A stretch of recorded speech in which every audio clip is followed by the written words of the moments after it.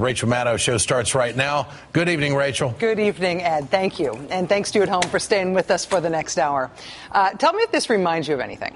For the context here, this was about a year before the presidential election. This was the front runner for the Republican nomination. He sat down with a local but hard-nosed, aggressive reporter, and the candidate totally blew it. Just fell right on his face. What does this remind you of? Can you name the president of Chechnya? No, can you? Name the president of Taiwan? Yeah, Lee. Can you name the general who's in charge of Pakistan? Is this a 50 questions? No, it's 4 questions of 4 leaders and 4 hotspots. The new Pakistani general has just been elected. He's not elected. This guy took over office. He appears he's going to bring stability to the country, and I think that's good news for the subcontinent. And you can name him. General. I can't name the general. And it's? General. Finally, I asked Bush to identify the leader of India's government. And the Prime Minister of India? The new Prime Minister of India is, no. Which led to this. Can you name the Foreign Minister of Mexico? No, sir. No, sir, but I would say to that I'm not running for president, and I don't understand. I understand, but the point I say to you is that, you know, if what you're suggesting is that what I'm suggesting to you is if you can't name the foreign minister of Mexico, therefore, you know, you're not capable of what you do. But the truth of the matter is you are, whether you can or not. Truth of the matter is you is. Does that remind you of anybody at all? Are you ready for the gotcha questions? They're coming from the media and others on foreign policy. I'm ready for the gotcha questions, and they are already starting to come. And when they ask me who's the president of Becky, Stan, I'm going to say, you know, I don't know. Do you know? Can you name the president of Chechnya? No, can you? People say it is impossible that the Herman Cain Art Project could result in a Republican presidential nomination. But why not? So you agreed with President Obama on Libya or not? Okay, Libya.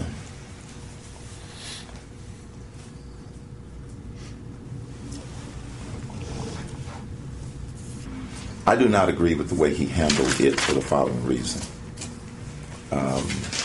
No, that's a different one. And the Prime Minister of India? The new Prime Minister of India is, no. In the year 2000, people apparently did not care about picking a guy who had foreign policy chops. Today, President Obama made his first trip to Australia as president, and he made the surprise announcement there that 250 U.S. Marines are going to be stationed there starting next year. Eventually, 2,500 American troops are going to be rotated through Australia. President Obama says it will be a permanent outpost for us. We are here to stay. This is a region of huge strategic importance to us. The posting of U.S. Marines in Australia is being seen as a brushback to China, essentially asserting America's place in that very far-flung part of the world. Now, whether sending the Marines to Australia seems to you like a bad use of the U.S. military or a great use of the U.S. military, that move today did afford the opportunity in our domestic politics for the Republican Party's presidential hopefuls to show off their own foreign policy chops. I'm the only candidate that's running right now that is currently engaged in foreign policy. Michelle Bachmann. You know, in their infinite wisdom, the Republican Party in the House did decide to put Michelle Bachmann on the Intelligence Committee this year. And so as a candidate, she is trying to use that to claim foreign policy expertise, letting Iowa voters know today that she is Johnny on the spot when it comes to all the latest on foreign policy. I heard this morning on the local station here that Obama was sending troops to Australia. Yeah, that's what I heard. Are you kidding? For what reason? I don't know. He's doing that. Well, now that's okay. I'm sorry I can't tell you because I don't know what that reason is. But I will definitely look into that. Michelle Bachmann currently, I guess, looking into it. Do you remember at the dawn of Rick Perry? Part of the reason we knew that Rick Perry was getting into the race for president was that they kept leaking that Rick Perry was meeting with foreign leaders, remember? In his capacity as Texas governor, of course, he happened to need to meet with the former president of Pakistan, Pervez Musharraf, also with the prime minister of Latvia. Rick Perry looks like governor of Texas, but in actuality, he's an international statesman. It actually seemed like Rick Perry himself believed that enough to really try to go for it on foreign policy at first in the debates. That overconfidence, however, just led to tragedies like this one. Governor Perry, if you were president and you got a call at 3 a.m. telling you that Pakistan had lost control of its nuclear weapons at the hands of the Taliban, what would be your first move? Well, obviously, before you ever get to that point, you have to build a relationship in that region. And that's one of the things that this administration has not done.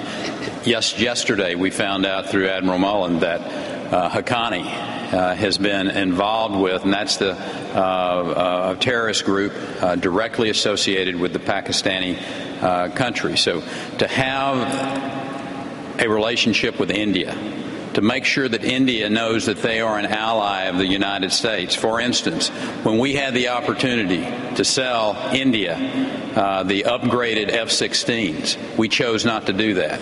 So if Rick Perry were president, he got the 3 a.m. phone call saying Pakistan has lost control of its nuclear weapons, he would make sure that we sold India some F-16s, which we already did. Whatever Rick Perry meant about what is associated with the Pakistani country, the other candidates realized in that moment. This is when Rick Perry was flying high. The other candidates realized that this could be an opportunity to seize an advantage over Rick Perry. Here was Rick Santorum making his move. To answer the question on Pakistan, which I'm not too sure was answered.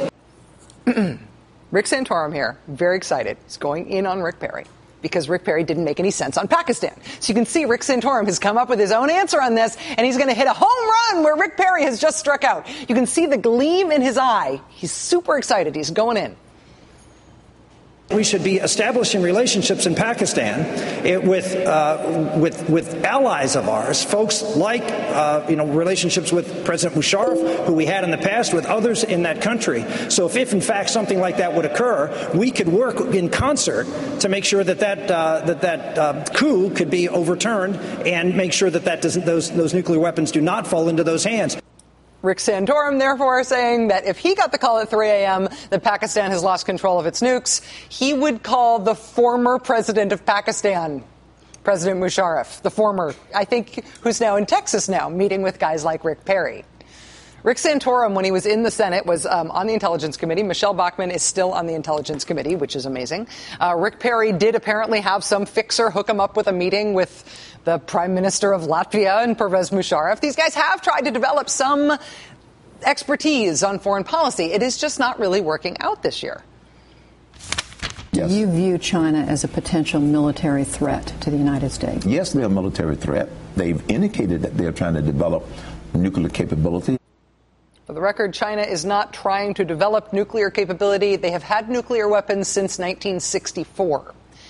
The Herman Cain campaign has tried to deal with their foreign policy problem every time it manifests, using a few different strategies. At one point, his campaign told the Daily Caller website that Mr. Cain was going to get better at foreign policy because he was getting a one-page briefing on foreign policy issues almost every day. A full page. Almost every day. But when things did not get any better, despite that extensive briefing, instead of trying to explain it away or make people try to not worry about it, they have now tried to turn this into an asset. Mr. Cain telling the Milwaukee Journal-Sentinel after his interview, in which he didn't seem to know what Libya was, he's telling the Journal-Sentinel, quote, "I'm not supposed to know anything about foreign policy." To be fair, Mr. Cain also says that about things other than foreign policy. He also says now that he is not supposed to really know much about much. I'm often criticized about the fact that I've never held public office, and criticized that I don't know this and I don't know that and I don't know that and I don't know this. You know, a leader doesn't have to know everything. I don't think I have to try to prove this anymore. I think the evidence is overwhelming. Can we just concede that we agree on this? No, you need more? Okay, watch. Would you favor a military strike against Iran to stop that country from developing nuclear capability? That's not a practical, top-tier alternative, and here's why. If you look at the topography of Iran, Where are you going to strike? It's very mountainous. That's what makes it very difficult. See, the American military needs flatness. If there isn't flatness, we can't do anything. Bumpy areas, steepness is very peaceful. Has to be. Mr. Kaine went on to say that he would consult with... Actually, just play it. Just play it. Go on. For the United States to unilaterally go in and attack Iran to try and stop them, I would want to consult with the intelligence community, the commanders on the ground in that part of the world. Before attacking Iran, Herman Cain would want to consult with America's military commanders on the ground in Iran. See, they must be in the flat part. Today at a campaign stop in Miami, Herman Cain asked, "How do you say delicious in Cuban?" In what? In Cuban, he asked. All right, the common wisdom right now about the weakness of the Republican field on the issue of foreign policy and all things foreign is that it doesn't matter very much. This isn't going to be a foreign policy election. So who really cares if Rick Perry can't tell Pakistan from Pashmina? Who really cares if these guys cannot tell Becky from 999? Although today Herman Cain did try to make it nueve, nueve, nueve, which is awesome. And also, I'm just saying, I win. The other reason there's no generalized alarm about this in the Republican field, I think, is because the common wisdom is that Republican candidates, no matter how individually idiotic they may appear on any particular day on international issues, they can sort of count on the Republican Party having a good brand on national security and foreign policy. That is the Beltway common wisdom, but that common wisdom may be changing. The New York Times today quoting Republican foreign policy heavyweights who are not pleased with this crop of Republican candidates and all the stuff they keep screwing up on foreign issues. A former George W. Bush national security official telling the Times, quote, "This is the core of the Republican brand. You mess with it at your peril. Republicans should be concerned about this." A former White House counsel for the first President Bush saying, quote, "People are taking all this stuff in stride, but at some point it accumulates. At some point, the public picks up on it." Ronald Reagan's former chief of staff saying, quote, "Honestly, the Republican debates have become a reality show. People have to be perceived as being capable of governing this country." Now that we are less than 2 months out from the voting in Iowa, candidates trying to get themselves into the top tier or trying to keep themselves in the top tier are realizing they do have to make some gesture towards seriousness on foreign policy. They have to make some gesture towards not being laughably ignorant on foreign policy. And so they are starting to go after each other on this. Newt Gingrich saying about Herman Cain on a conservative radio show today, quote, "I think it's fairly important in a dangerous world to have a president who knows something about foreign policy." Take that, Mr. I don't need to know anything about foreign policy. I think it is at least encouraging that Mr. Gingrich is trying to say that foreign policy matters. That said, glass house, throwing stones. Newt Gingrich this year, you will remember, went from demanding U.S. intervention in Libya before President Obama made that decision to totally reversing his position and insisting that we should not do that once President Obama decided what we should do.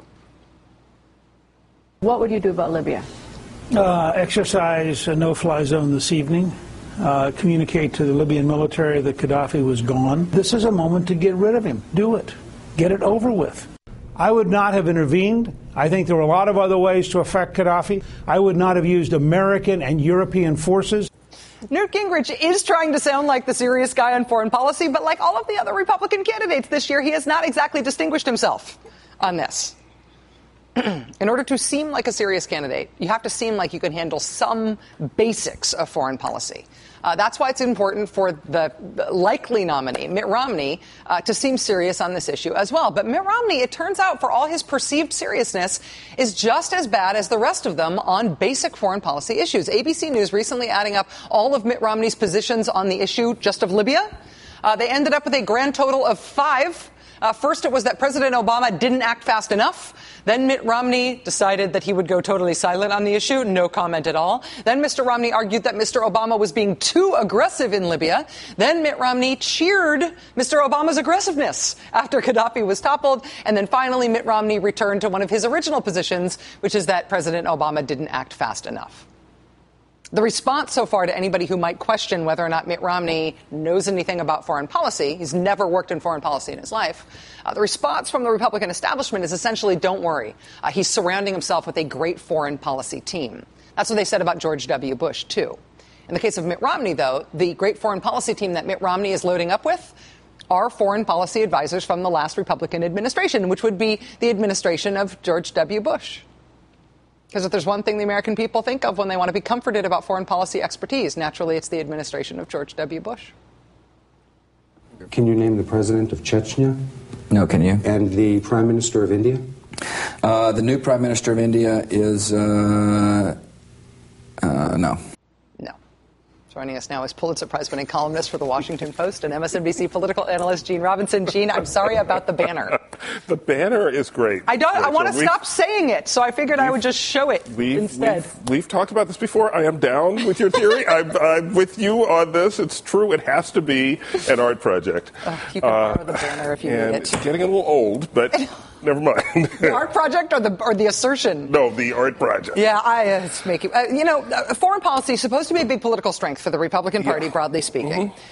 Is this a throw-in-the-towel moment? Is this all of the campaigns just saying, you know what, we don't care, and so it doesn't matter if we screw it up? Or are they actually trying and just failing? I think they're trying at this point. Look, Mitt Romney, in a normal cycle, we'd say, he's a fairly credible candidate. He's a little weak on foreign policy. Compared to this field, he looks like Benjamin Disraeli. He is Henry Kissinger. Name your sage. I mean, you can chalk up his 5 positions on Libya to the Republican imperative to be against whatever Obama is for. He must have done something wrong, even if, I would have done the same thing. He must have done something wrong.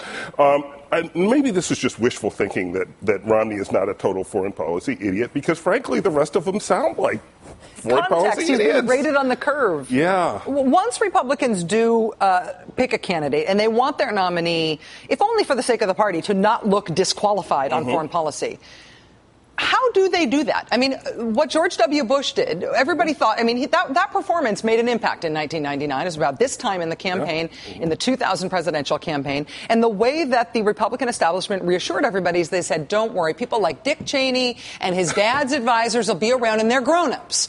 Yeah. Who are the grown-ups now that are available to a Republican nominee? Everybody's a George W. Bush person. Exactly. I mean, they're all kind of associated with, and dare I say, tainted by that association with the Bush administration. So it's hard to figure exactly where you go. You've got to, you're going to have to search through the weeds and try to find the few Republican-leaning foreign policy experts who had doubts about Iraq, and there were some, and who weren't really in favor of torture, and there were some, although I guess that would be okay for this crop of candidates.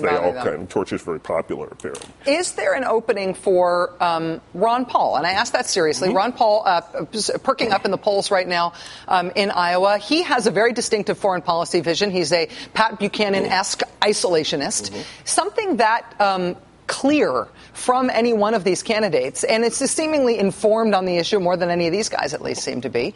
Could that be an attraction in a field that essentially is a vacuum on this issue? I think that can get him some support. I don't think it can get him the nomination, but it can get him some support. The problem is that I think there is this growing sense in the Republican Party, this growing faction in the Republican Party that is more isolationist, that thinks we ought to bring back the troops and do what Ron Paul essentially says we should do. However, some of those people who go to the Ron Paul side are then going to hear him start talking about the Austrian economic school and how we should all be wheeling around our wheelbarrows full of gold ingots to do our shopping, and they're going to say, nah, that's a little too far. Eugene Robinson, Pulitzer Prize-winning columnist for The Washington Post, and good-humored friend to sit here while I was doing ridiculous things with the banner. This banner, the Smithsonian. It's going there. Thank you, Gene. All right, tonight on The Interview, it's John Hodgman from The Daily Show. He's here. He has some angle on Occupy Wall Street that he will not tell me about, but I predict it will be detailed, strange, and strangely detailed. John Hodgman, just ahead.